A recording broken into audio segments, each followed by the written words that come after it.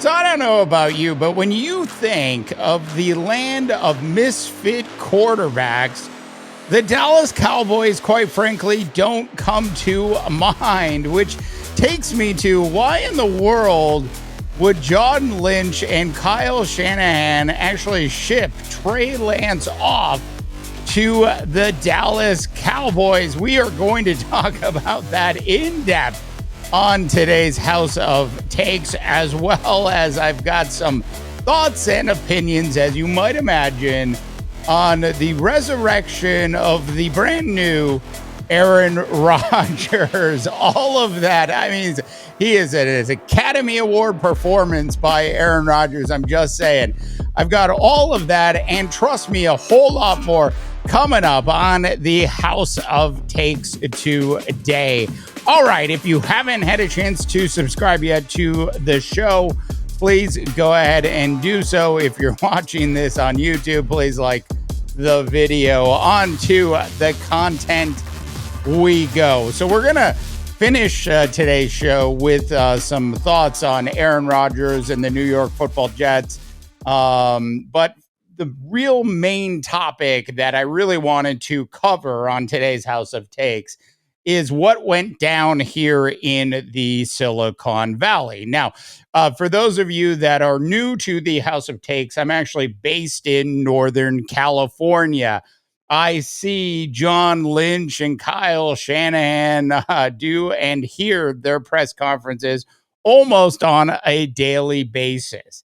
And ever since this move was made to bring in Trey Lance, when they moved all the way up to the number 3 spot to take a quarterback who had not played at that point in about a year because of COVID, somebody that had only played in college a grand total of 10 games, just barely made it into double digits, to move all the way up for Trey Lance and take him where they took him. I was quite frankly shocked. When you look back at the draft, it's easy to say now that the San Francisco 49ers shouldn't have taken Trey Lance, moved all the way up, and given up the farm to do it.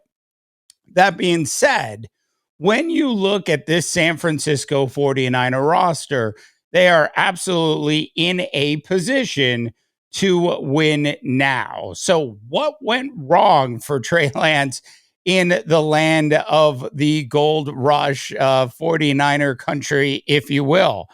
And the answer to that question is really just a variety of misfortunate situations that happened to go down with Trey Lance. Now, would Trey Lance have been moved if Brock Purdy, Mr. Irrelevant, hadn't shown up and actually was relevant during last year's second half of the National Football League season? And the answer to that is no. They would have invested more and more time. They would have given at least another year of time to Trey Lance.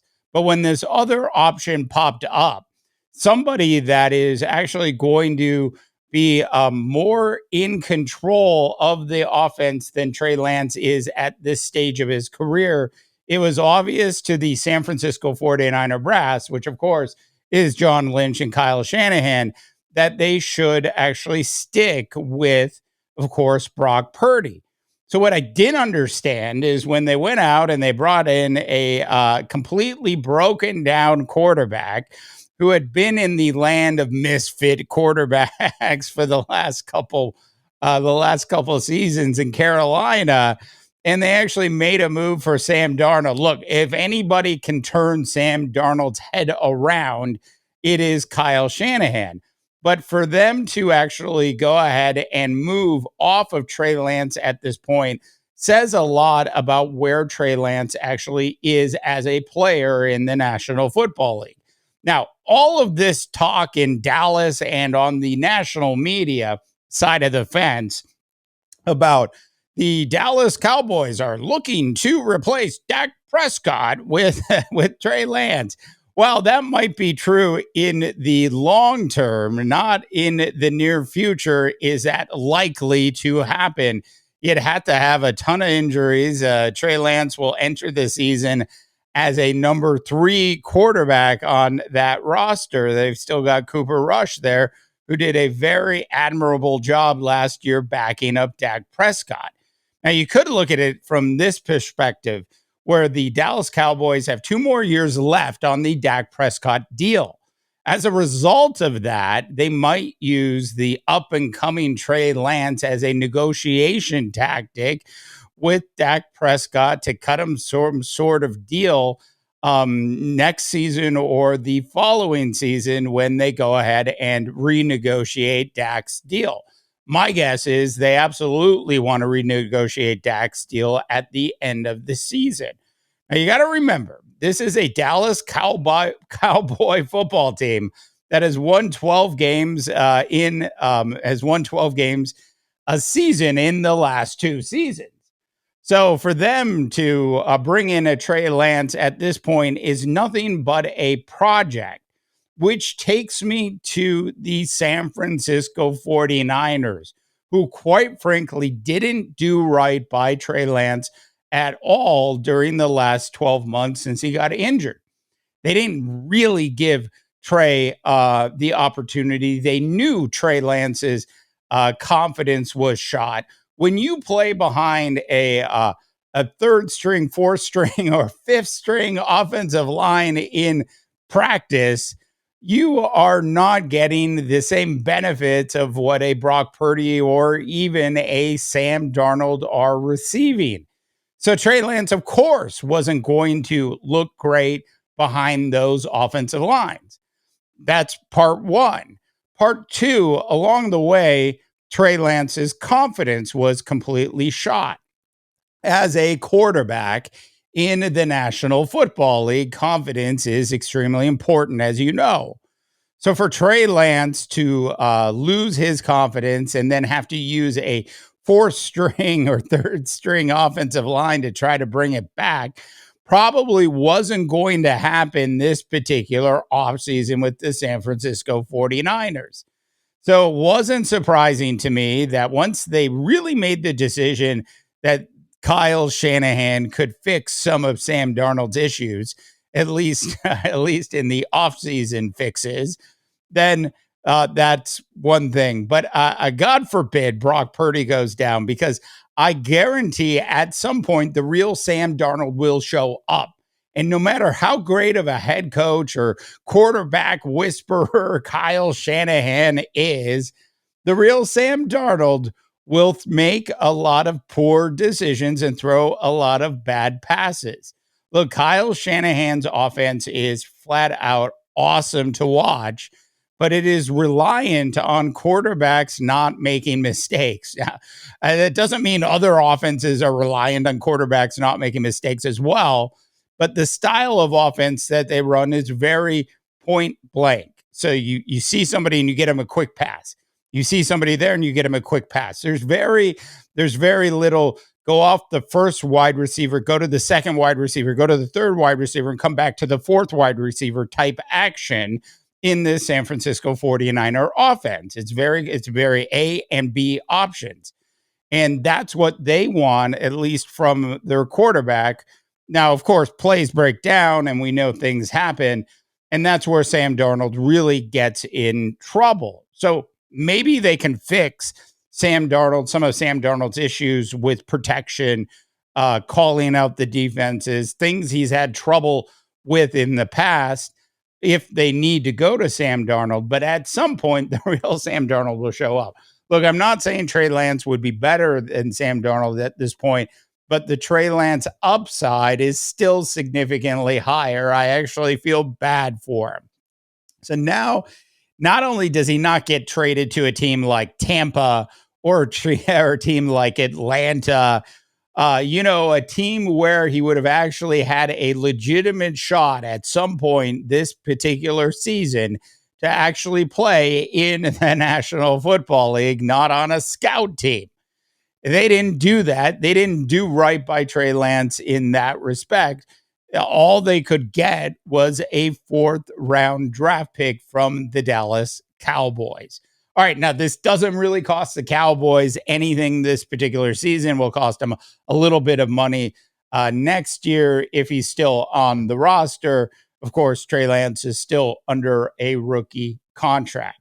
Where I really feel bad for Trey is that this is a guy that, quite frankly, just needs to play. Like, literally just needs to play. So, short of the Dallas Cowboys blowing everybody out in the first half of 4 or 5 games in the first half of the season, I don't think Trey Lance is going to sniff the field at all, barring, multiple injuries.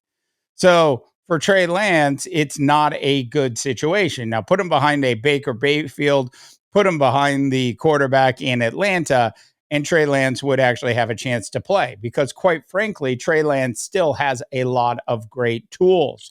Now, my Minnesota Vikings had been rumored to be looking into bringing in Trey Lance. And same thing there. They would have not played Trey Lance as long as Kirk Cousins, and they had Nick Mullins in front of him as well. And it wouldn't have been a good situation this year for Trey Lance. That's where I feel bad for Trey Lance. Tell me what you think, North America. All right. And finally today, on to Aaron Rodgers, the Academy Award winner, Aaron Rodgers, who continues to put on quite a show, both on Hard Knocks as well as on the field, as well as in the New York media. It is a completely different Aaron Rodgers, at least publicly, than we've ever seen from Aaron Rodgers, quite frankly, in the past in Green Bay. Now, does that mean that this isn't the real authentic Aaron Rodgers? Am I saying that Aaron Rodgers is actually acting? I don't know. You're going to have to judge for yourself, but let's just say things are completely different. So maybe he was holding back in Green Bay, and maybe this is really who he is. Or maybe Aaron Rodgers is like a lot of people, and he's a complex person. You put a person in a different situation, and they will act in a different way. You've all had friends. You've all seen it before. So maybe really that's just what this is with Aaron Rodgers. It's like if you've ever gone out and you've switched careers or you switch jobs and you're suddenly re-energized when you end up in that new gig. Maybe that is what's happening with Aaron Rodgers, the New York media and the players, as well as the coaching staff. There's some comfort there because he's got some of his people around him as well that he truly trusts.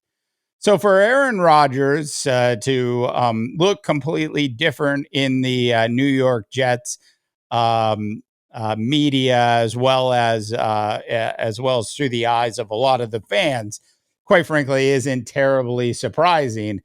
I think what's going to be interesting is when this particular happens and Aaron Rodgers and the New York Jets struggle. They have a very difficult record in front of them. You've already heard Aaron Rodgers publicly talk about the offensive line.